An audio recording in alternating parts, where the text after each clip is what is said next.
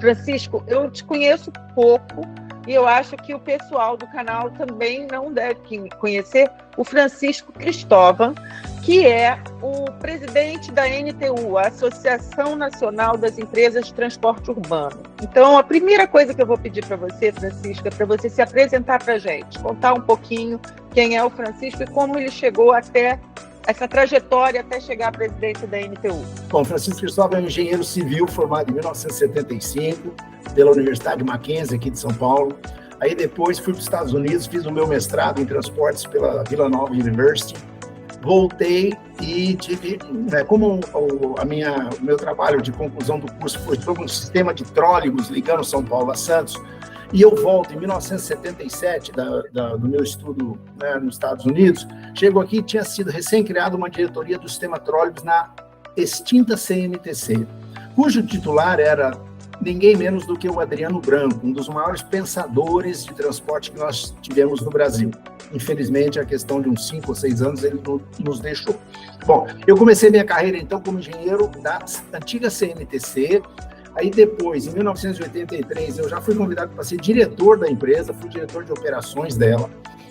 Terminado o meu mandato, terminei o mandato no período que era correspondente, nós ficamos 3 anos lá, aí eu fui ser secretário adjunto de transportes da Secretaria de Estado dos Negócios de Transporte, depois fui secretário de Estado também da Secretaria de Habitação, e fui em 1993 convidado para ser o presidente da CMTC.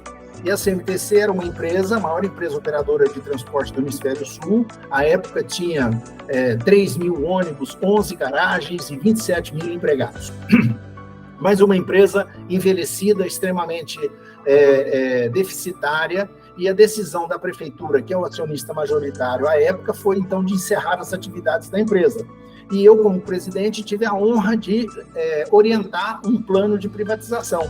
Eu fui o último presidente da CMTC e o primeiro presidente da SP Trans, porque em 1 ano e meio nós pegamos essa empresa com essa característica que eu acabei de dar, 27 mil empregados, 3 mil ônibus, 11 garagens, e fizemos licitações, passamos a operação totalmente para as empresas privadas e reduzimos o quadro para nada em torno de 1.500 empregados. E aí criou-se a SP Trans, cuja missão era ser a planejadora, a fiscalizadora e vamos dizer, a defensora de modernização, do transporte por ônibus da cidade de São Paulo. Eu fiquei 6 anos na presidência dessa CMTC, depois SP Trans, aí saí, fui ser diretor da NTU, depois fiquei um tempo na consultoria. Em 2013, quando aconteceram aquelas manifestações de rua aqui em São Paulo, e isso aí estourou para o Brasil todo, eu fui convidado pelo Sindicato das Empresas de Transporte por Ônibus da cidade de São Paulo para ser o presidente, porque na época faltava interlocução com a sociedade, com os formadores de opinião, e os empresários resolveram então me convidar para ser o representante deles. De 2013 até o final do ano passado, eu fiquei, então, como presidente do SP Urbanos, que é o sindicato patronal, que representa as empresas operadoras de ônibus aqui em São Paulo.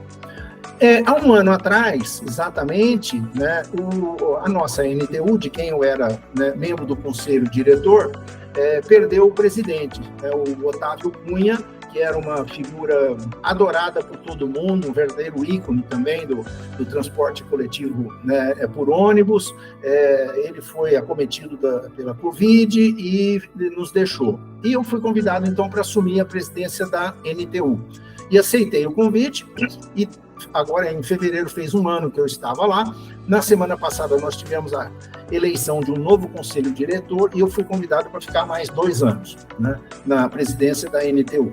Nesse ínterim, eu também fui eleito vice-presidente da Associação Nacional de Transportes Públicos, a ANTP, sou também vice-presidente da Federação das Empresas de Transporte por Passageiros em São Paulo e sou membro da seção de passageiros da Confederação Nacional de Transportes e membro do Conselho Consultivo do Instituto de Engenharia. Então, esse é o Francisco com quem você está conversando, que tem cabelo branco, não é por acaso.